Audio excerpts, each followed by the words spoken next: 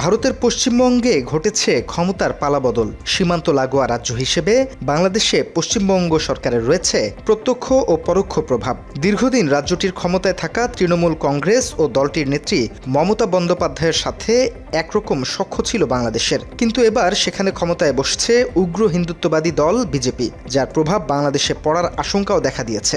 বিশেষ করে পশ্চিমবঙ্গের বিজেপি নেতা শুভেন্দু অধিকারীর মুসলিম বিদ্বেষী মনোভাব ও বাংলাদেশ বিরোধী অবস্থানের আঁচ এসে পড়তে পারে সীমান্তের এপারে। 2024 সালের 5 আগস্ট আওয়ামী লীগ সরকারের পতনের পর থেকে বাংলাদেশ নিয়ে নানা বিতর্কিত মন্তব্য করে আসছেন শুভেন্দু। এছাড়া পশ্চিমবঙ্গে বসবাসরত মুসলিম জনগোষ্ঠী নিয়েও একের পর এক হুমকি ধমকি দিয়েছেন এই বিজেপি নেতা। মুসলমানদের ধরে জয় শ্রীরাম বলাতে বাধ্য করবেন বলেও তাকে হুঁশিয়ারি দিতে দেখা গেছে।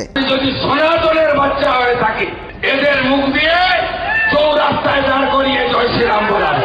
বাংলাদেশের ত্রয়োদশ জাতীয় সংসদ নির্বাচনে জামায়াতে ইসলামীর সীমান্তবর্তী জেলাগুলোতে বিজয় নিয়েও কুৎসা রটিয়েছেন শুভেন্দু। ভারতের সীমান্তবর্তী এলাকায় নতুন করে অস্থিরতা ও নাশকতার আশঙ্কা করেছেন বিজেপি নেতা শুভেন্দু অধিকারী। বলেছেন, চিকেন নেক ছিনিয়ে নেওয়া তাদের কাছ থেকে। এই অবস্থায় তার দাবি, উদ্ভূত পরিস্থিতিতে সীমান্তে নিরাপত্তা ব্যবস্থা কয়েক গুণ বাড়াতে হবে। আওয়ামী লীগের অনুপস্থিতির সুযোগ নিয়ে সেখানে জামাতিরা জিতেছে, চিকেন নেককে কেটে ফেলার স্বপ্ন দেখে ইত্যাদি, এটা আমাদের কাছে আশঙ্কা। তবে কেবল সীমান্ত নিরাপত্তা নয়, শুভেন্দুর কণ্ঠে এখন কট্টর হিন্দুত্ববাদের সুর। জনসভা থেকে সরাসরি হুঁশিয়ারি দিয়ে তিনি বলেন, পশ্চিমবঙ্গে কেবল হিন্দুরাই রাজত্ব করবে, কোনো ধরনের ধর্মনিরপেক্ষতা এখানে চলবে না বলে সাফ জানিয়ে দেন তিনি। ওসব ধর্মনিরপেক্ষতা চলবে না। এই দেশের নাম হিন্দুস্তান, এখানে হিন্দুরা রাজত্ব করবে। শুভেন্দুর নিশানায় এবার রাজ্যের মুসলিম ভোটাররাও। পশ্চিমবঙ্গ বিধানসভা নির্বাচনের ফলাফল টেনে তার বিস্ফোরক দাবি, মুসলমানরা বিজেপিকে একটি ভোটও দেয়নি, আর এই সমীকরণকেই নিজের কট্টর অবস্থানের ঢাল হিসেবে ব্যবহার করছেন তিনি। আমাকে ভবানীপুরের মুসলমানরা ভোট দেয়নি, আমাকে জিতিয়েছে হিন্দুরা। মাত্র 30% টাকায় জমির মালিক হয়ে নতুন বাংলাদেশের গড়ে তোলার স্বপ্ন দেখা বাংলা বসতি।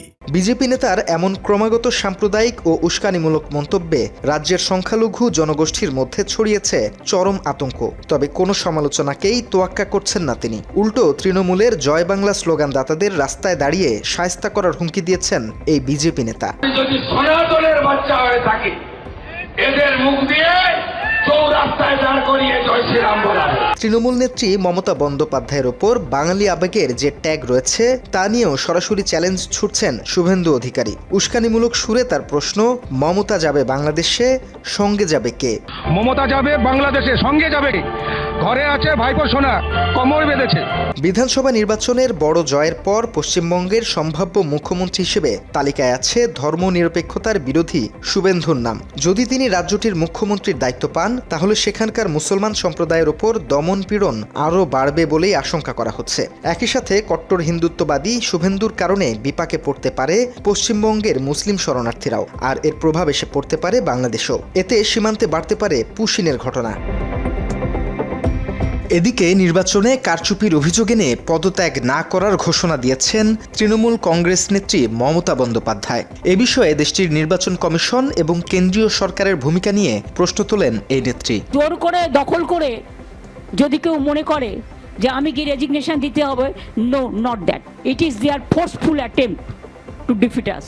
শুভেন্দুর কট্টর হিন্দুত্ববাদী মানসিকতা ও বাংলাদেশ বিরোধিতা পশ্চিমবঙ্গ সীমান্তে সংকট সৃষ্টি করতে পারে বলে আশঙ্কা করা হচ্ছে। এতে বাংলাদেশের সবচেয়ে বড় ও গুরুত্বপূর্ণ ভারতের এ অংশের বাসিন্দাদের সাথে এপারের জনগণের সম্পর্কে এর নেতিবাচক প্রভাব পড়াটাও অসম্ভব নয়। পাশাপাশি নষ্ট হতে পারে দুই বাংলার দীর্ঘদিনের সুসম্পর্ক। এর প্রভাব পড়তে পারে ঢাকা দিল্লি সম্পর্কেও, এমনটাই মনে করছেন বিশ্লেষকরা। বাংলা এডিশন, ঢাকা।